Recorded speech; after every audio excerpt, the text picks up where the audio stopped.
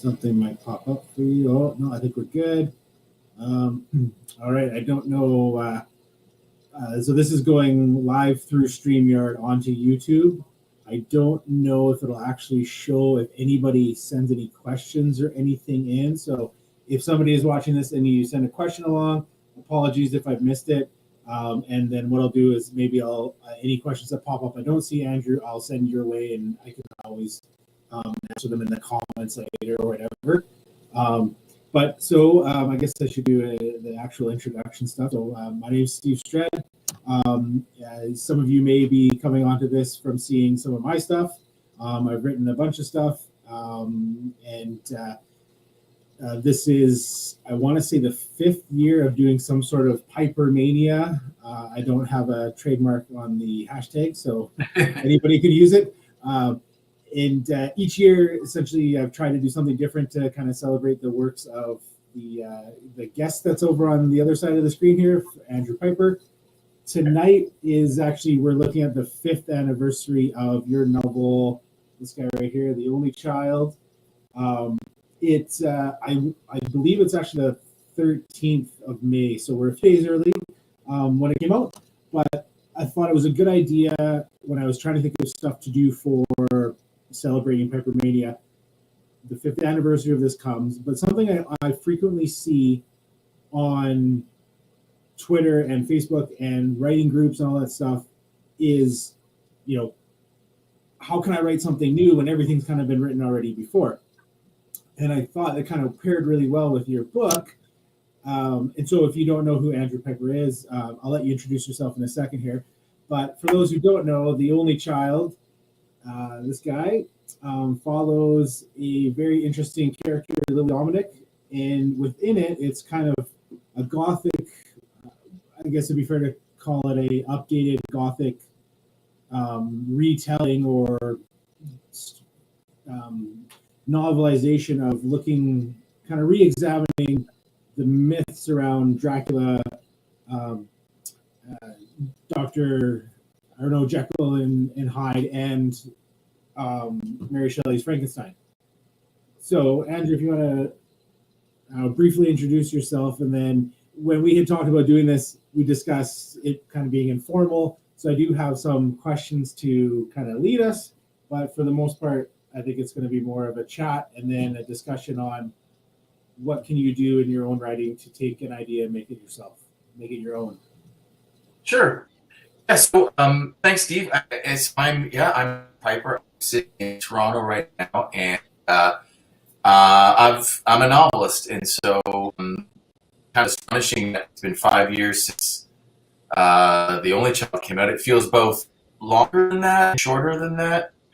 I guess maybe that's pandemic time. It does both of those things at the same time.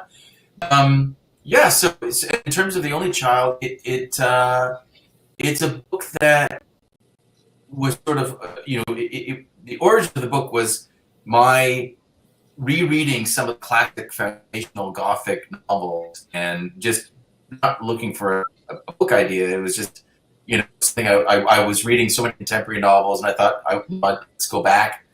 And reading Dracula and Frankenstein and Jekyll and Hyde in sequence, it gave me a eureka thought.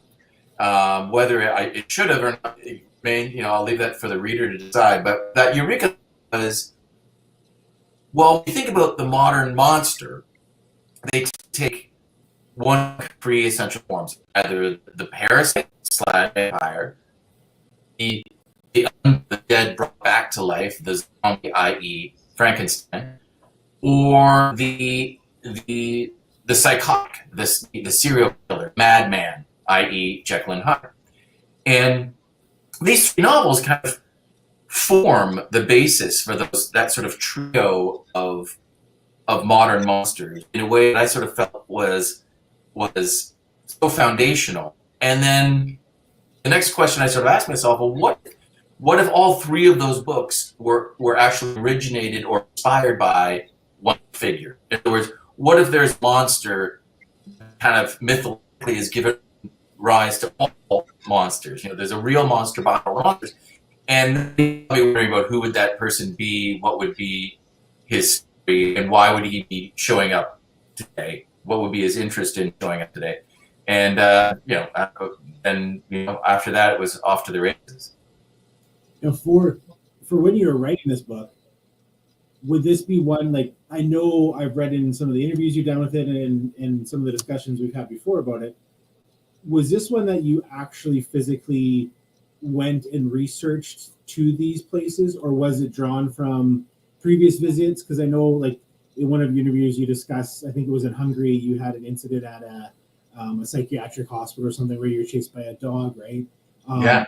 Now, was that specifically this idea came to you and you wanted to go there and see like these places in person to really develop the notions of what you were doing? Because I think I even messaged you at one point when I think I did a reread on this, and some of the descriptions are so vivid. Like I Google mapped the descriptions you had for when the character is at Mary Shelley's location where she was inspired to write, Frankenstein or the Modern Prometheus, and it was just, the description was as though you were there. So is that something that you went and just and actually, I guess for lack of a better term, research these places?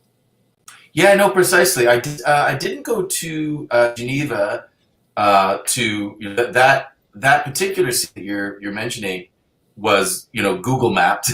So research in that case was physically true, but I didn't actually personally go there. But the origin places for the monster, who's named Michael in the novel, is in Hungary, and I spent a couple weeks in Hungary going to those specific places. So where I was, it was my own mistake, but I on the grounds of a massive, now abandoned mental asylum just on the outskirts of Budapest, and I didn't go there with permission, and it seemed to be fairly empty, and but it wasn't.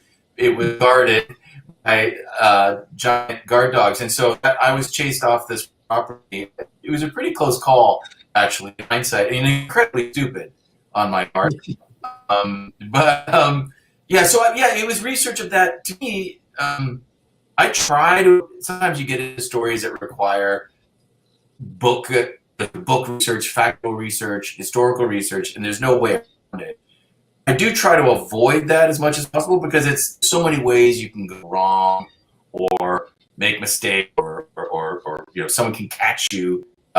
You sort of have to be this instant expert, and sometimes that can be often, other times less so. But in this case, I had to, and it was in this case less factual research than sort of what's it smell like, what's it feel like at this time of year in that place, what would my character Michael be feeling as he goes to this Hungarian village to murder someone for the first time.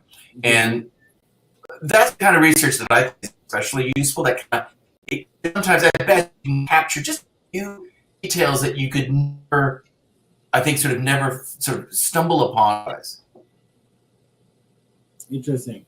Yeah, and it's interesting because the locations you go, it's almost similar in some regard to the Demonologist, where it's kind of this global chase almost, where we start off in New York and then we end up going overseas and then we come back over back to kind of to place spoiler free, but to kind of northern North America.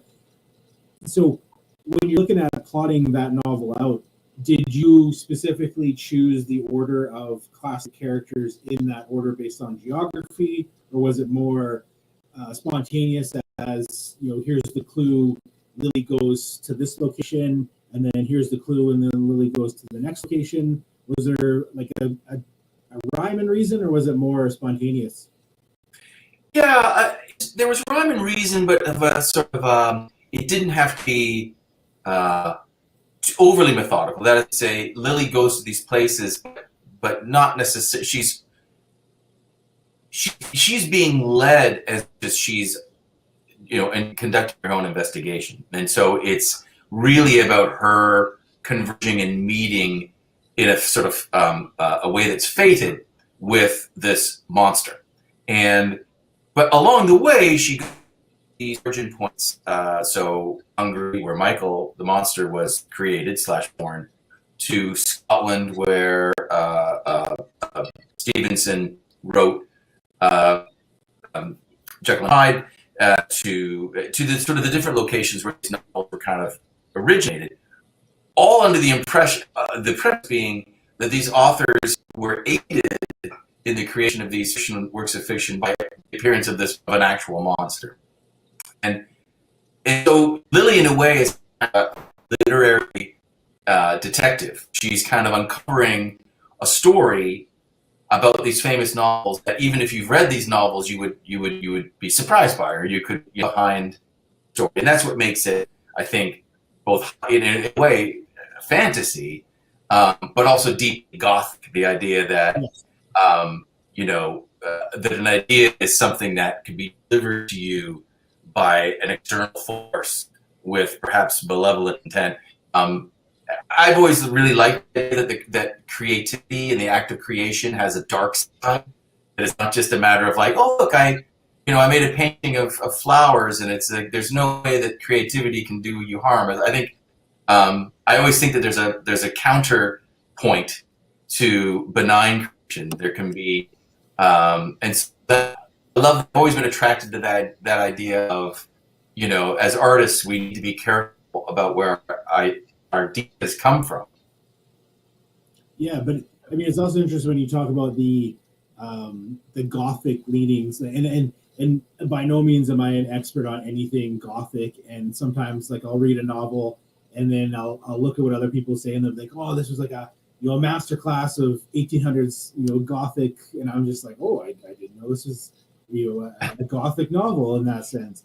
But when we look at The Only Child, I think the two key things that really stand out, other than the trilogy of these characters that our character Michael has said that he has inspired, but I think it's Michael himself being this kind of sociopathic, arrogant, evil, attractive monster.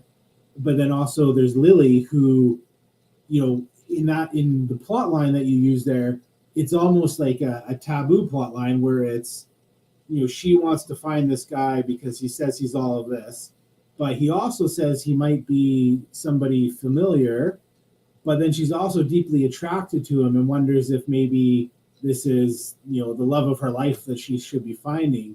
So it's interesting because in that sense, like if you strip away, Dracula, Frankenstein's monster, and Jekyll and Hyde, and just look at the main character, the protagonist antagonist relationship, that really is kind of that classic. What you see when you go back and read the classic novels is there's always that kind of like that icky moment where like to a lesser degree, even in Star Wars, right?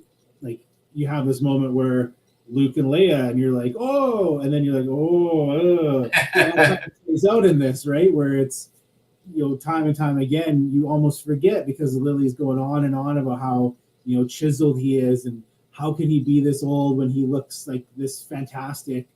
But then in the next chapter, you learn more about, how they might be related, So was that an odd storyline to kind of pursue? Was it something that you knew had to be in there?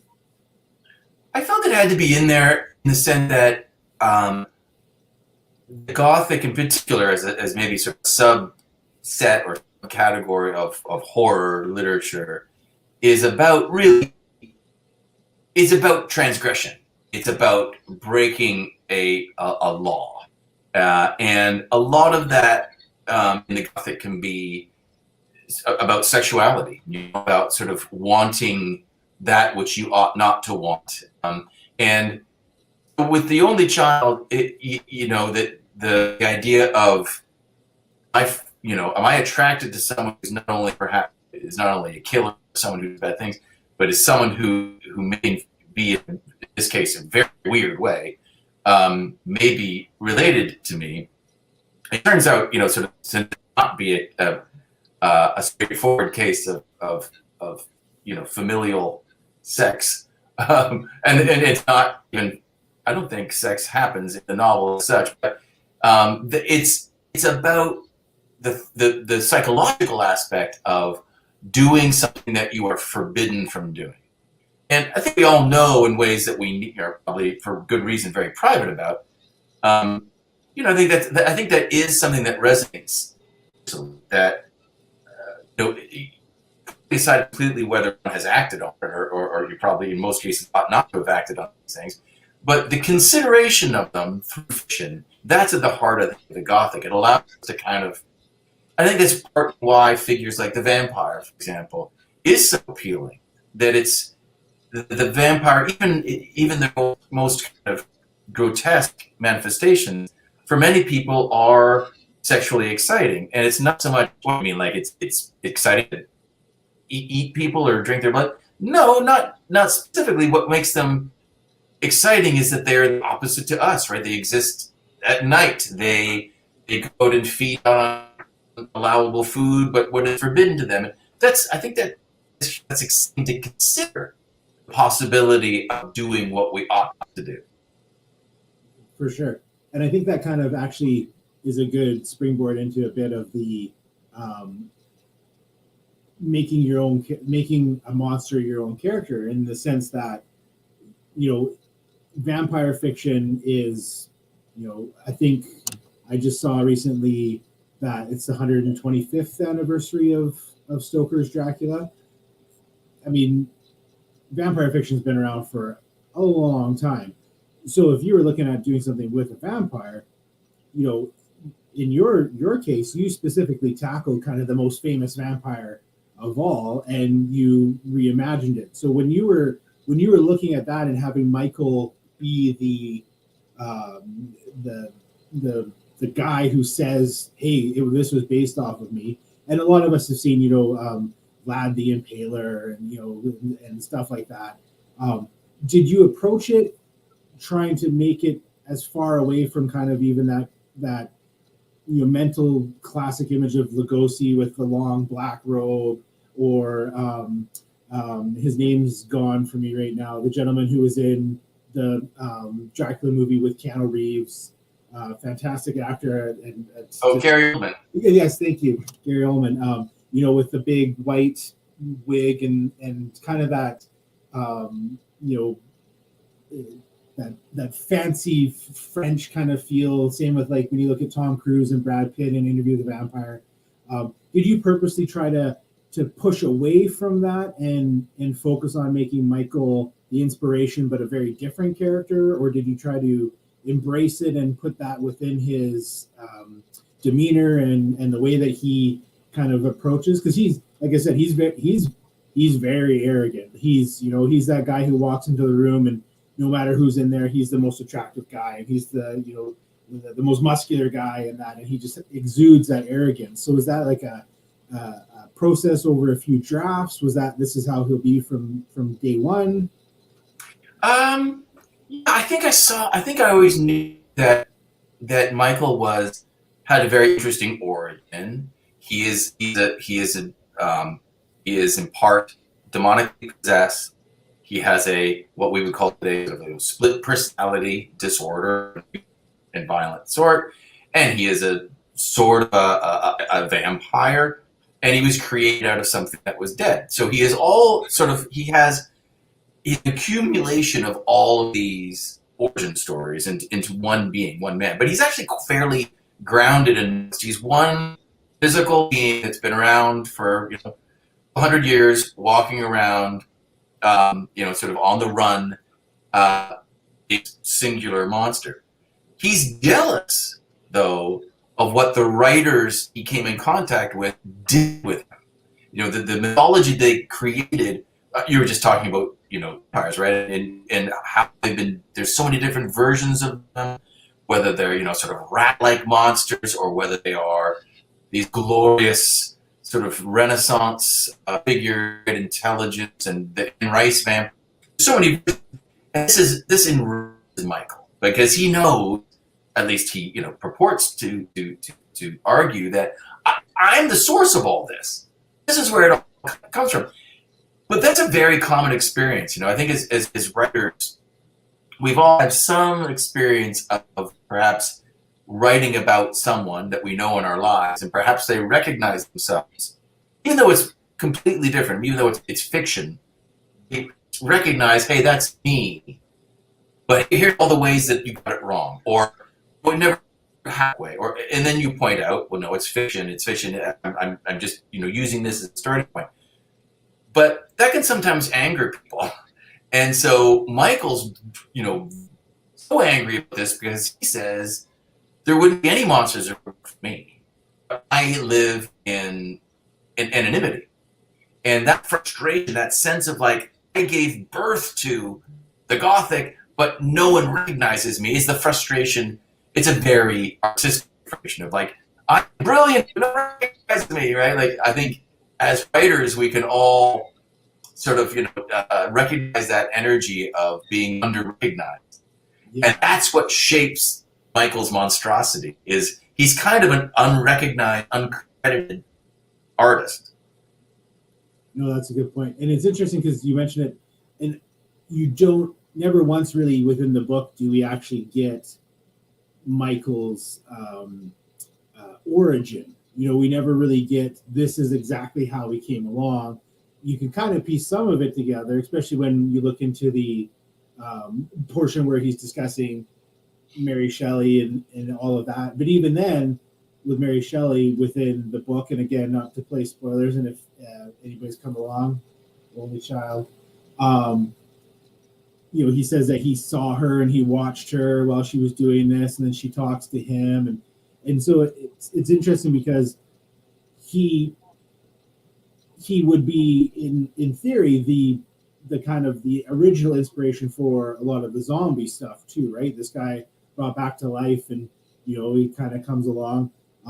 So now, not only have you tackled the vampire stuff in a single book, now you've also delved into the zombie world of stuff. So in this book, Michael is not a mindless, brainless, I need brains to function. So when you approached that aspect of it, again, did you try to stay really far away from the George Romero / The Walking Dead world of zombies, or were you just like, well, Michael was, the inspiration for Frankenstein's monster, and here's how he's kind of immortal, and went from there? Yeah, I mean, I think when you think when you read about Mary Shelley and the period of time that summer on in Switzerland when she came up with the idea of Frankenstein at the age of, I believe, 18 or 19, and wrote this. If anyone's watching this and you haven't read Frankenstein, or you think it's like, oh, it's going to be some boring old book, it is brilliantly written, and its voice is very contemporary feeling today. And the idea that this teenager wrote this incredible novel is astonishing, and testimony to Mary Shelley's genius. So I'm not trying to detract from that by saying like there's no way she could have done it on her own. But for the purposes of my novel, I had her be this brilliant, competitive, and ambitious writer who's looking to write a book that kind of breaks all the rules, and she encounters Michael. They have this kind of dance of like, you give me this, I'll give you that, and sort of a flirtation as well as a bargain. And part of that is I'm sitting here next to you, but in technical terms, I'm that insight. We were, as you say, we're so used to that now. The idea of the undead returning, whether zombies or Pet Cemetery. That's a whole genre. The dead returned. But at the time that Mary Shelley wrote Frankenstein, it was extremely novel. The possibility that like really we can bring back the dead. What are the implications of that? And so I think that's sort of like that. That's the kind of zombie that I find more interesting. The idea of someone who, what would it feel like to be sort of not born, to be created by something, by some other means, and to have come out of darkness of death to kind of return to life. Just sort of that existential condition, which is the condition of Frankenstein's monster. That really interests me.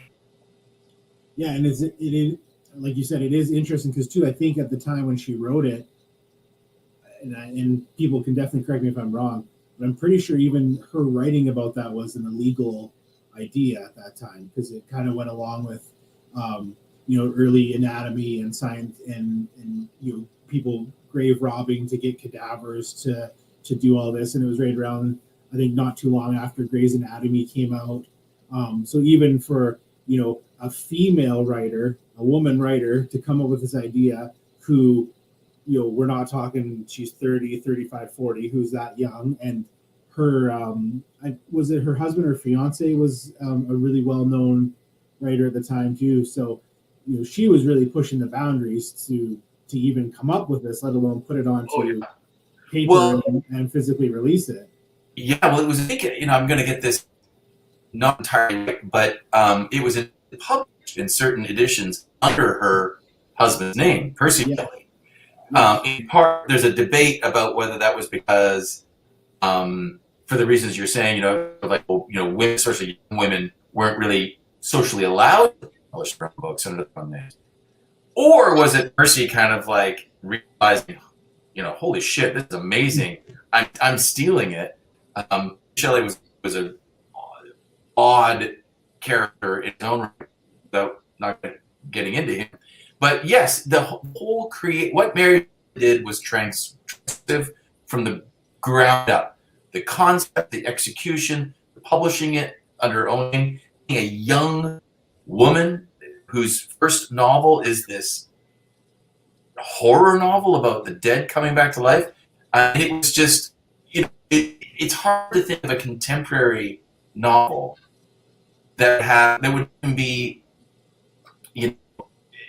at all similar. They would have the same kind of holy shit impact that Frankenstein must have had on the reading public at the time it was published.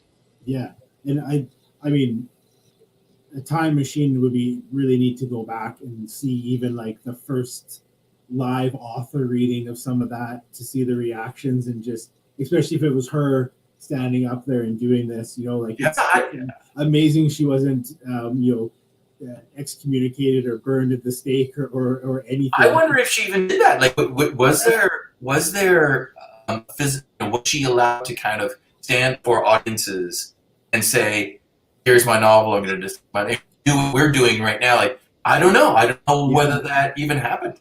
Yeah, it's interesting because I know, like, she went on from that to release was it The Last Man or something, and I apologize for getting, but I mean, that's another one where it's like, if either of those have come out first, you're just like, wow, like, are you kidding me? So it's neat to kind of go back and think like what was happening around this time, but not to say anything less about Mary Shelley, but then it's interesting because I think of from looking at Michael, from going from he's inspired Dracula, and he's inspired the Frankenstein monster. I think of the three that you really focus on within the novel, I think Jekyll and Hyde might be the closest to who Michael really is, in that kind of yin and yang and the two sides, and it's that idea of no matter how well you know somebody, you never really know them, and that's kind of really that Dr. Jekyll and Mr. Hyde character of, on one hand he's this a nice guy, and on the other hand he's this psychopath, and that's really how Michael comes across through most of the, if not the entire novel, of from the first scene of where Lily gets summoned and goes in and sits down, and and he essentially says, I'm 230 years old and I inspired this, and this, and you got to come catch me, and then he's gone. I think of the three, I think that one really embodies who that character is. And I may be off base. That's what I found when I read it. But when you looked, because again with Robert Louis Stevenson's book, it's almost 50-50 between Jekyll and Hyde. So when you were focused on this portion of The Only Child, was that a tougher one because it is kind of this two sides of a coin character, and he went and saw the play, and Michael hated the play, and all of this stuff, right? Like, how did you approach that portion of it? Yeah, well, as you've mentioned, Michael's really he's a narcissist among other crimes, and part of his narcissism is manifested through kind of you're all getting it wrong. Even though, in fact, all those writers who wrote the novel based on him were actually getting it wrong. I mean, he is a monster. It's just that there's different facets to how he demonstrates that. But yeah, the Jekyll and Hyde aspect for me is like kind of what Stevenson did in that novel, which is actually kind of a novella, is I think sort of more or less wrote the ground rule for the psychological thriller, or for the sort of the psycho thriller, the idea of someone who, as you say, presents as one thing and is in fact another.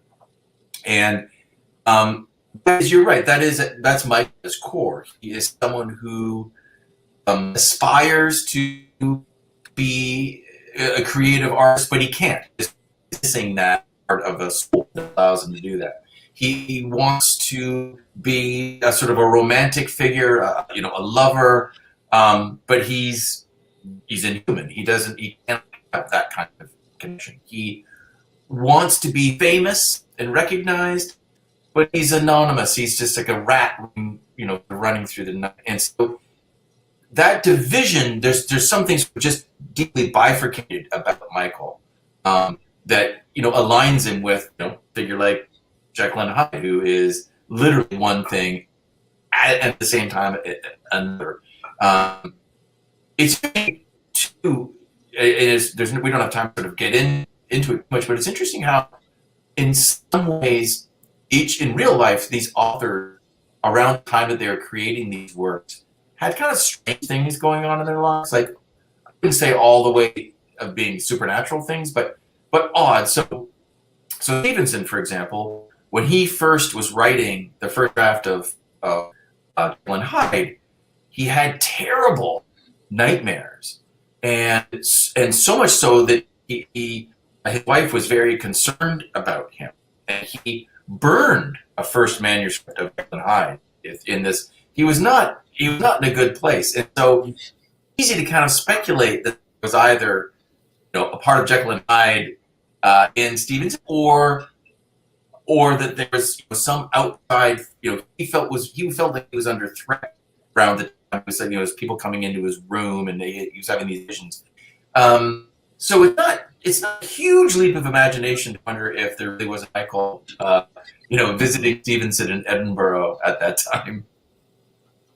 No, it's interesting, and it's interesting because I think, like you had mentioned now, how there's not really a contemporary for Mary Shelley's Frankenstein or an updated novel that can really kind of capture that. But I found it actually, I saw somebody else that mentioned it too, but Sarah Grant's Come Closer, which I know you love, that actually kind of really reminded me a bit of Dr. Jekyll, Mr. Hyde, in the sense that, this main character might be becoming possessed by something, or at the same time, she may just be having a psychological breakdown.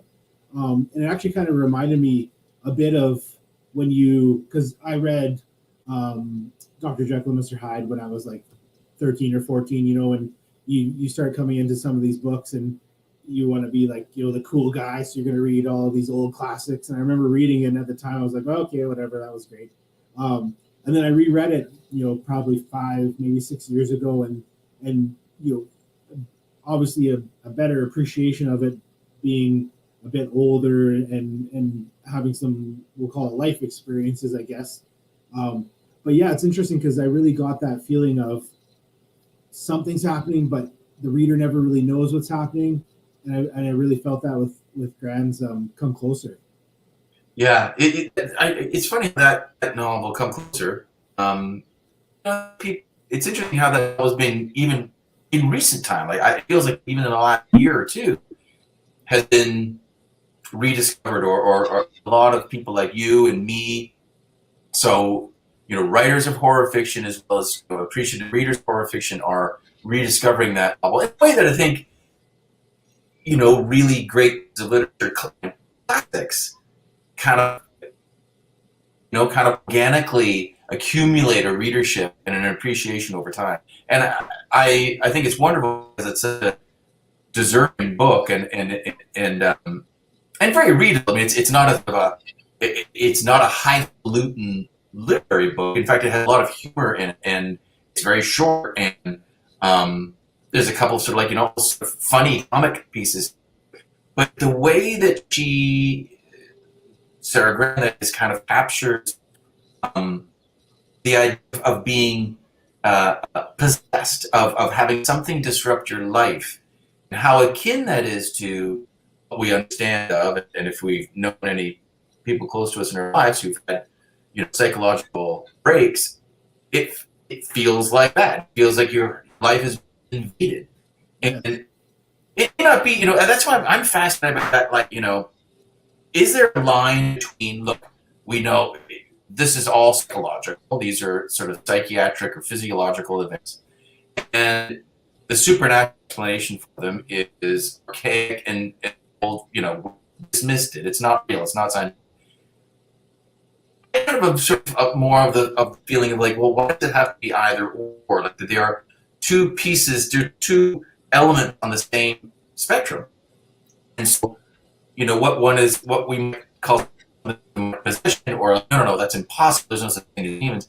This is a brain chemical imbalance. It's like, well, what's the difference really? Like, if you were a demon, you would enact yourself through a means that would be in some test tube demonstrated by a chemical imbalance. It's not an either or proposition. So I just sort of feel like at some more evolved point, and if we get to live that long as human beings, we'll sort of realize, no, it's not borders and sort of divided states of consciousness. It's a circle that kind of ultimately what we understand now to be supernatural and quote real and scientific and at the same time. Yeah, and I mean, and that comes even back to even when you look at the idea of Michael being immortal. It wasn't that long ago, and I can't remember where I came across it, but I ended up going down one of those rabbit holes of what if everything right now is a simulation, and the paranormal supernatural instances that we're having are glitches in the matrix type of stuff, where right now we're all hooked up to electrodes, and our heads are in floating little bubbles, and an X is, or a 1 is a 0 instead of a 1, and we get these little kind of deja vu moments of supernaturalness, and as much as part of me is like, I know, like where like there's no simulation, and then another part of you is like, well, it could be, it's that weirdness, and even like when you're mentioning talking about Come Closer, that even reminded me of Gus Moreno's This Thing Between Us. That's like another one of those books where you don't want to read it because it kind of creeps you the hell out, but you can't not keep reading it once you start reading it, and it kind of gets these hooks into you and just kind of pulls you along. And it's interesting because when you look at that one, and then you look at Robert Louis Stevenson, and it's sometimes it's just that little idea or that kernel of that idea that hooks the writer, that actually really hooks the reader and pulls them along from start to finish. And it may not be this overall like massive, huge scope of an idea. It's this little idea of this happened, this is why it's happening, but I don't know why it's happening completely, and it just kind of drags you along. Yeah, I think that's exactly the way it works best, is if there is some kind of grounded, small, daily, mundane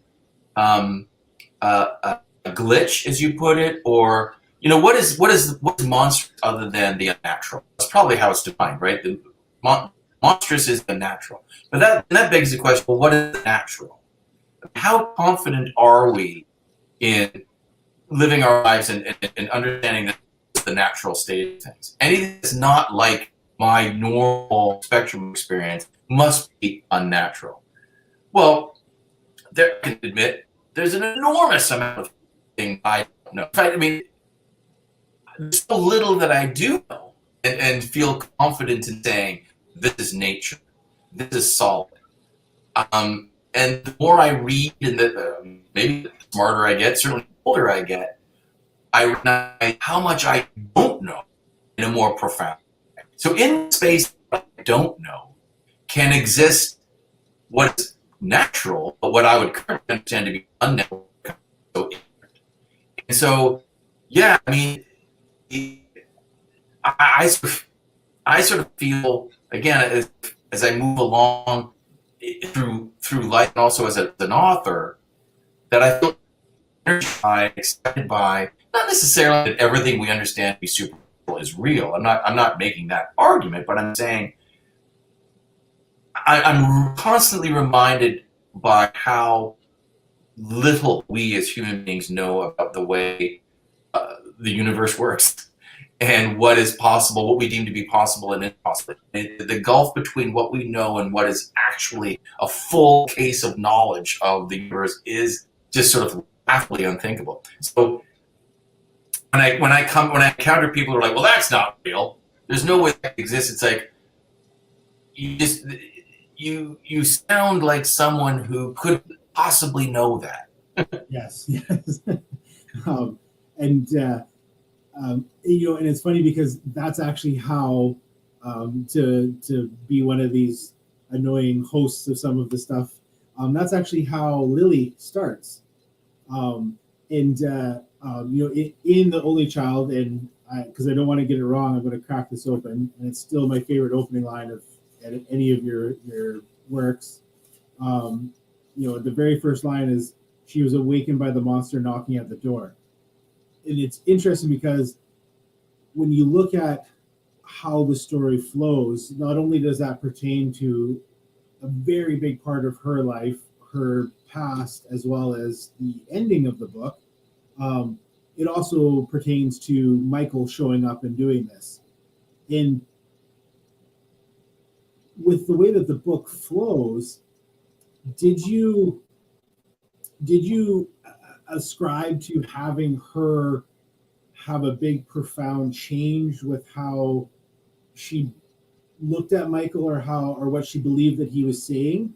Or was it more, again, that you were, because I know you're a very a big time plotter, and everything's kind of laid out. So did it start out in one direction and end up going in a different direction, and the way that she goes from kind of a disbeliever to a believer, did that change as it went on? Well, to a degree, it was a novel that really, maybe more than any other of my novels, went through a lot of deep edits, and some of my earlier intent for the novel was a lot more of Michael's backstory, more of his travels, what he did through the 18th and 19th and 20th centuries. How did he spend his time? Like, what was he doing in the 1940s in Europe? And so, and my editor was rightly or wrongly was her preference was to sort of have it make Lily as at least have equal time to the page as Michael. So that's not bracketing that debate. She was probably right that the stuff I was fascinated with might have been just sort of shaggy, not really not driving the story forward.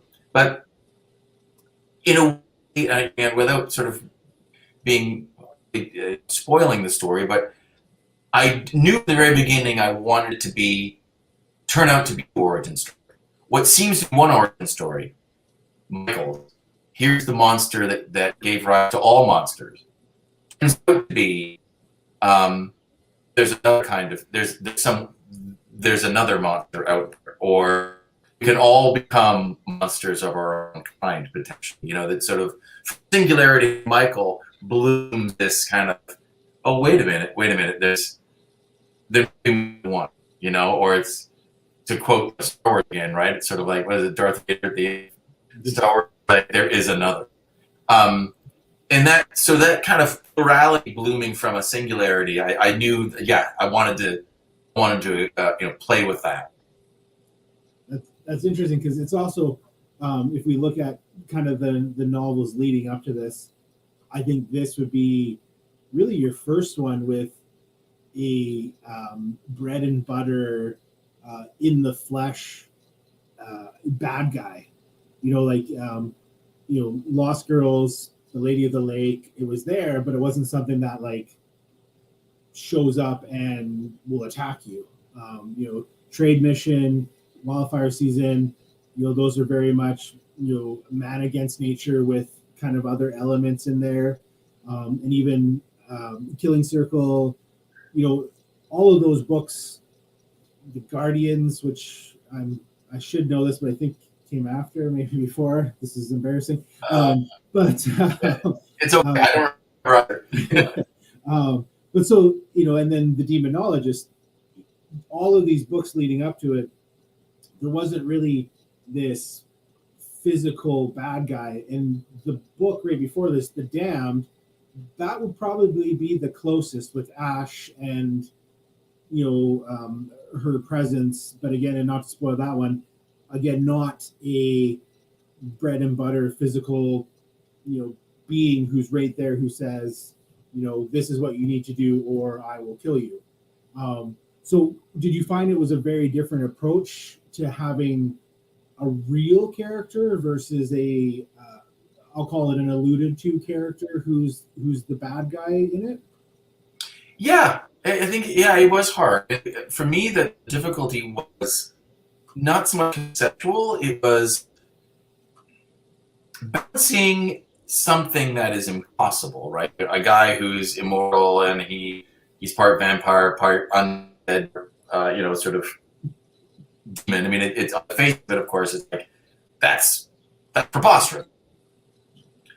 Do you lean into the preposterous and maybe sort of nudge it into camp or to the outright fantasy, or do you try to kind of pull it back into the plausible, or at least as much as one can, but then maybe render him as just sort of like, look, he's just a serial killer who happens to be really old, and that's not interesting either. So yeah, I found that as a hard balance to strike. I guess I wanted to come down between those two poles, to have it be, yes, it's a gothic novel. It is openly fantastical. It is, I'm not asking the reader to genuinely believe that Michael is actually out there, but at the same time, I didn't want it to be, overly silly. Mm-hmm. So that's a hard. That's of course a balance one must strike in all speculative fiction. That's the challenge that you face with everything you write. Same for me and all of our colleagues. It's sort of like, look, things that aren't real, but how we present them or build a world in which they feel real. And so that was hard. That was sort of a. And I think that's an interesting point that you make about making it feel real, because I know that you've said before that you occasionally will go and read your reviews, and lately I've been trying not to, simply because sometimes you end up down that rabbit hole. But one thing I frequently see in reviews, because as being somebody who does do a lot of reviews as well, is that that kind of death toll sentence of this doesn't seem realistic. And I always have a chuckle when I come across that, because it's like, well, yeah, it's a novel of fiction. It's we're able to go kind of anywhere we want, and I'm not trying to speak ill of anybody who said that in a review, but I think for this novel, that really that would be a case for that, where you lay it out at the start that this is a guy who says he's this old, and he says this is what's happened in his life.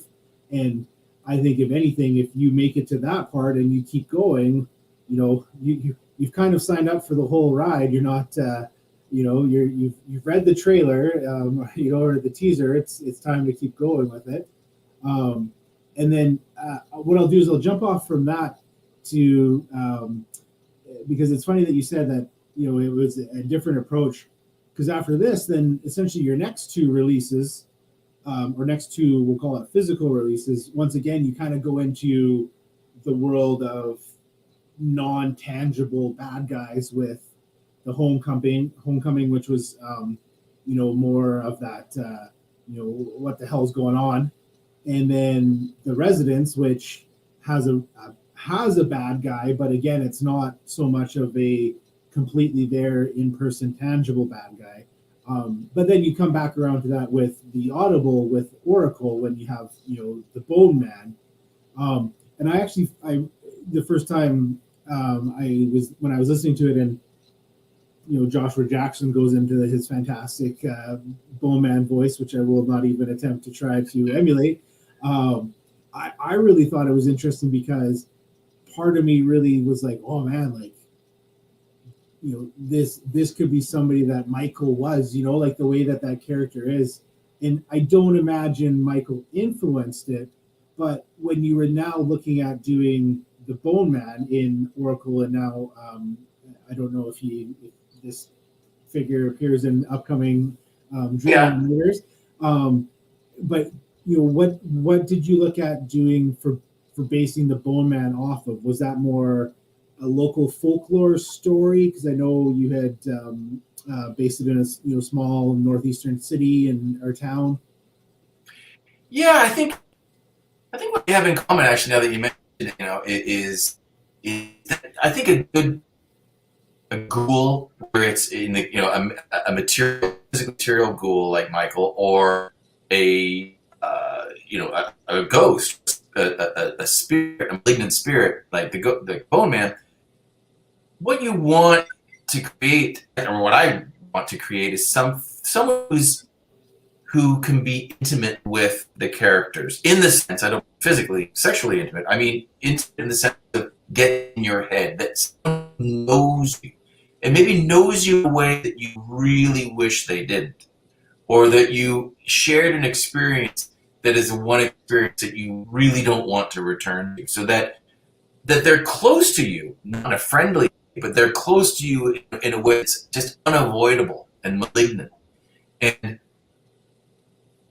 it's just a monster that is maybe just kind of arbitrary, something that kind of like, so, there's something broke into the house and is kind of killing everybody, and that's terrifying. But I'm kind of more interested in a monster that breaks into your house because it knows where you live, and it knows when you go to sleep, and it knows that you wake up to go to bed at 2 a.m. and it's standing there waiting for you. Like it's like, and that's like, it's sort of inside you in some way. I find really exciting to kind of explore and write about. That's awesome. That's yeah, and I know, like I had the fortune of doing your online course there. Geez, that's probably 2 years ago now. Again, COVID's messing with my time. So I don't want to take away too much from that, because again, I think it's something that people should seek out and actually experience, because it's a fantastic course. But if you will allow just one snippet, when you would be plotting out a character, say like Michael or the Bone Man, and you say that where you're like, I want this person to be to know the ins and outs of me, how would you approach, for somebody who's looking at that, how would you approach plotting that character? Would you do like almost like an FBI profiler thing where you would write down, as an example, the Bone Man originated in 1800 from parts unknown, and when it was this at this year it killed this many people, here it did this? Like, would you do something where it was a really, really intensive backstory that you never really allude to much in the actual physical main story, but then you as the writer, as the person who's putting this person on the page or this character on the page,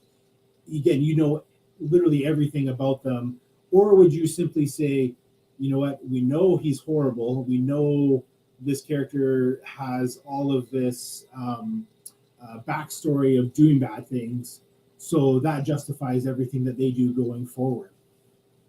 Yeah, it's a good question. I think that I would go about it. I know people find it really helpful to write like character profiles, like just to get to know who characters are. But I think separate from that, I would suggest um, thinking about your character, your protagonist, from the point of view of what frightens them the most, or what is the thing that they are most sort of trying to protect themselves from, or perhaps protect someone close to them from. In other words, what are their vulnerabilities? And it may be something that they don't even know themselves. Right? It's sort of something that like they feel is sort of dead and buried in their lives, but they're wrong about that. But, so to build your monster not from from the monster, beginning with the monster first, but start with the main character first. What is this? What is this? What would this person least want to encounter in their life, and what would that thing take away from them? Is it simply a matter of like, look, I really just don't want anything to slit my throat, um, or no, I really don't want anything to, take my family, or I don't want anything in, to kind of remind me of something that I did that I feel guilty about, shameful about. So then, if you have that, you can start to think about monster from the point of view, I'm going to create the thing that this person least wants to meet, and it's going to fuck them up the worst because it's like it sort of knows them or anticipates them. So I've got a whole lot of fear, like if a vampire were to walk through that door right now and sort of drain me of my blood, I wouldn't like that. It's not really the worst thing in terms of all the things that I can imagine happening. There's other things that could come through that door that would frighten me more. Yeah. So yeah, it's built almost sort of it's sort of metaphor like a romance. It's like if you're writing a romance, you'd be like, what brings this boy and girl together? Like, what is it? Opposites attract? Is he sensitive to something that no one else sees in her? It's kind of developing a kind of an anti-romance between who's like, this is the figure in their life that is going to destroy them in the most exquisite way. That's good. I was actually going to say I only have 2 questions left, but what you just said actually popped a question into my head real quick, so I'll ask it quickly. Because you had tweeted a few days ago, maybe a little longer, about have you ever written a story, or have you ever had a title come into your head and then wrote from that? And when you were just talking there, you were talking about a few bits, but one thing that just popped in was, so as any of your books, have they started off with the bad guy first, or has it been you always came up with the main character and kind of the general plot line and then put the baddie in after? That's a question. I think in every case I can think of, it's been baddie after. It's been a situation or a concept or a main character who has interest, which is usually my interest at that stage of my life. Something that they are interested in exploring or protecting, or don't want to explore in their lives. It's the novel I create a baddie that forces them to look at what they don't want to look at. It's kind of like the baddie's kind of, yes, it can maybe destroy you and pull you apart and eat your intestines, but worse than that is that the baddie is like, it opens your eyes and forces you to confront something.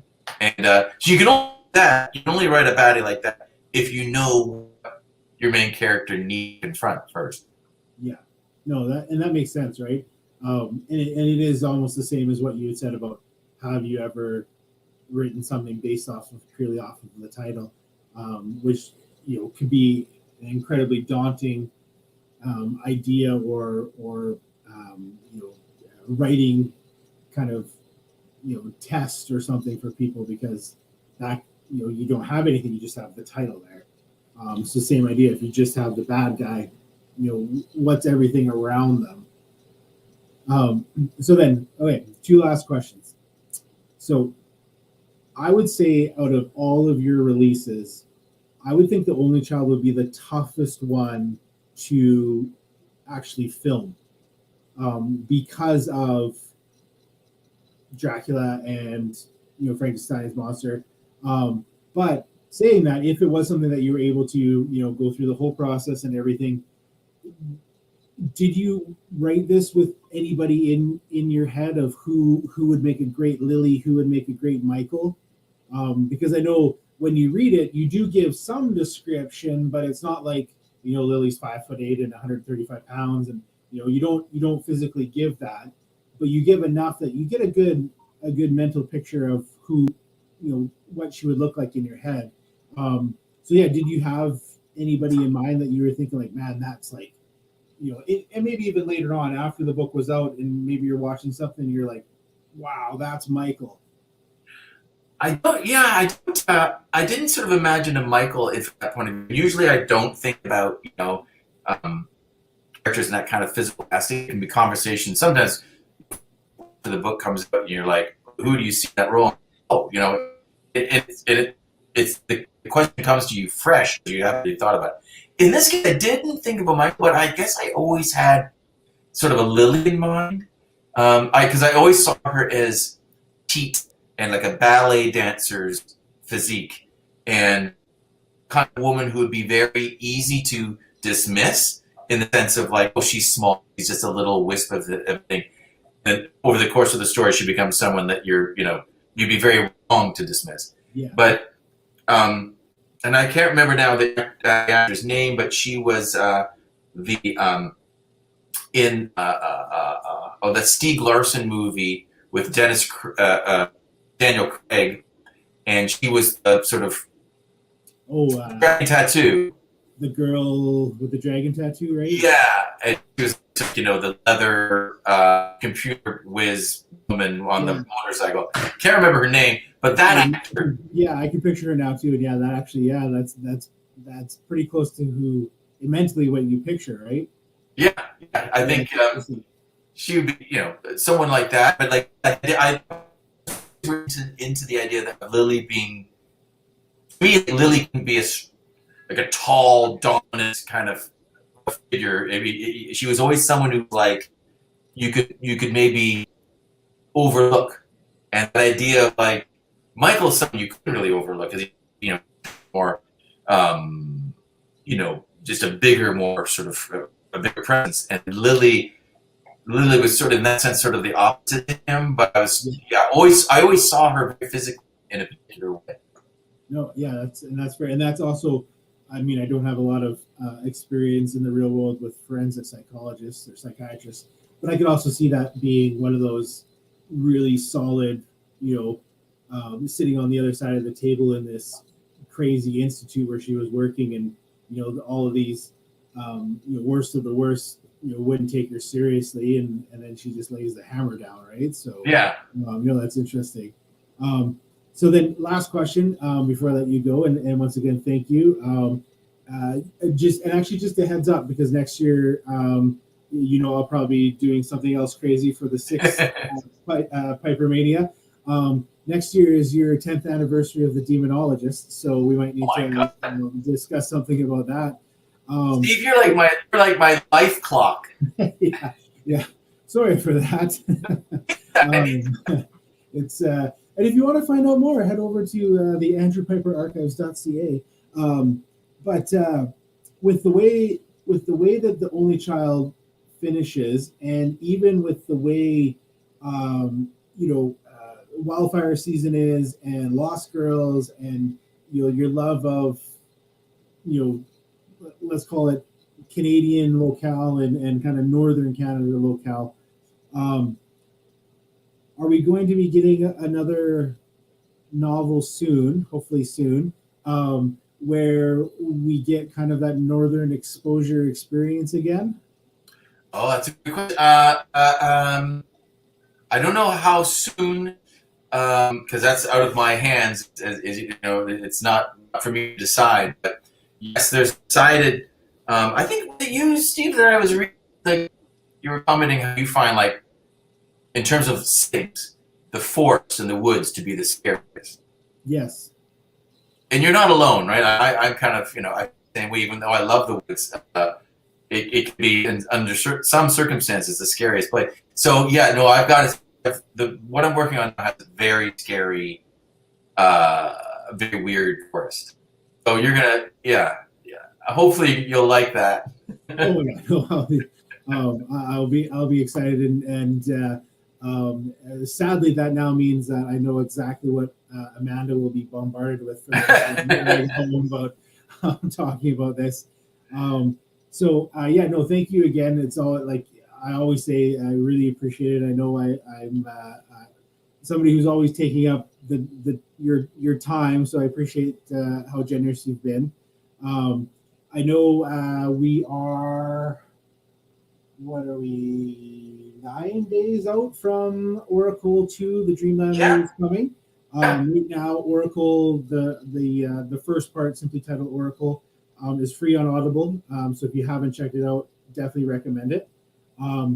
I did get shipping notification for the Oracle physical CD. So if you have pre-ordered that or are waiting for one, stuff looks like it's in the air. I know I've asked you if you know anything about when we would get that. So it looks like maybe they're trying to get it into our hands just before the new one comes. So yeah, anything you want to end on lastly with for Oracle 2? No, other than saying, yeah, Oracle's been a really wild, crazy, fun ride because people really responded to it, and right now I'm getting a lot of people sort of saying, "Oh, I was watching the basketball game and I saw a TV commercial for it, and radio ad." So, and that, I write books, so you don't get TV ads. So this is the next level for me. So that's really fun. It's really great that Audible's kind of taken Oracle and obviously really putting their shoulder to it. Other than that, I just want to say thank you, Steve. Like, it's always great to see you, man. Oh yeah, appreciate it. And like you just mentioned, even today my sister had sent me the thing saying, like, and the sister, my sister that sent it, Jody, her husband Devin is the one who made the my Pyper plaque and the almond demonologist stack. Jody and I are now following each other on Instagram. Oh, nice, yeah. That's funny. And yes, I did tell her that you said thanks, but yeah, it was something that she had said, like, oh, like, have you seen this? That this is playing, and I was like, that's so awesome, because like you said, unless it's your name on the movie that's about to come out, typically a book doesn't usually get this a commercial, a full. Because I've seen that there's a 30-second one and there's like a minute and a half one where they do a nice little thing. So that's fantastic. So congrats again. Yeah, thanks, man. Yeah.